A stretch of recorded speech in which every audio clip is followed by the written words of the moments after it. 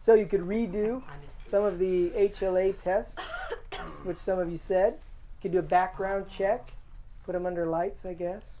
No, this would be put them under lights. Conduct a more formal interview with Karen and her husband. Right? You could conduct an HLA test on Karen's husband, which some of you said.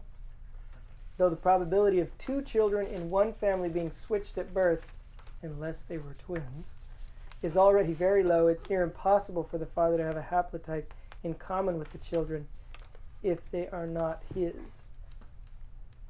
So, next would be conduct an HLA test on the rest of Karen's family, on maybe her brothers and sisters, her parents. If any of her relatives show a relation to her children, then she must too be related to them. Right? Look at Karen's karyotype. What is a karyotype? I think that was in your reading. In fact, I know that was in your reading. Anybody remember what that word means? No.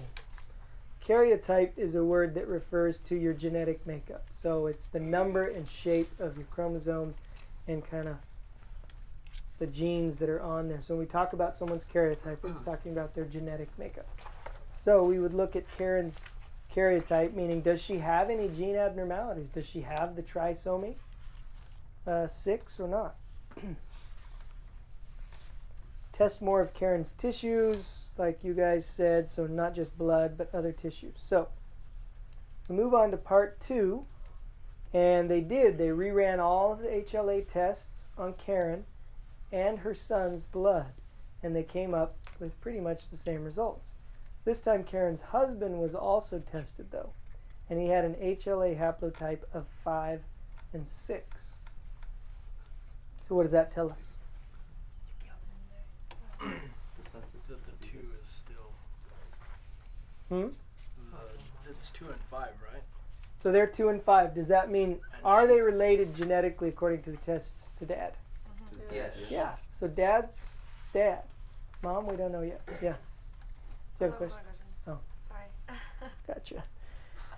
Okay, so make a pedigree. Here's the pedigree of Karen's family displaying their HLA haplotypes. So we don't know her dad or her mom yet.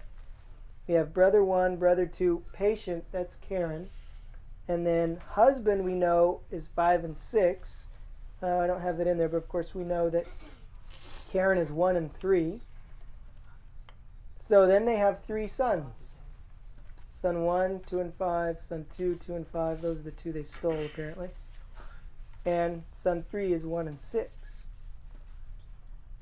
Now we need to draw a Punnett square using Karen and her husband's haplotypes, showing the possible haplotype combinations in their offspring. You guys remember reading about Punnett squares? Yes. Did it make any sense? Let us see. Okay, so Punnett square is just simply a way to show us when you have a cross, whether it's between flowers or people, the genes that could be in the gametes, and we line them up so that we have one on the side and the other on the top. In this case, Karen's genes will be put on the side. She has 1 and 3, and the husband has 5 and 6. So what that means is, if during meiosis, when you make gametes, half of your gametes go into each gamete, each egg or each sperm cell, then you have probabilities that, if this sperm cell meets up with this egg with this half of the genes and this half of the genes, this is the probability that we'll have someone with this haplotype.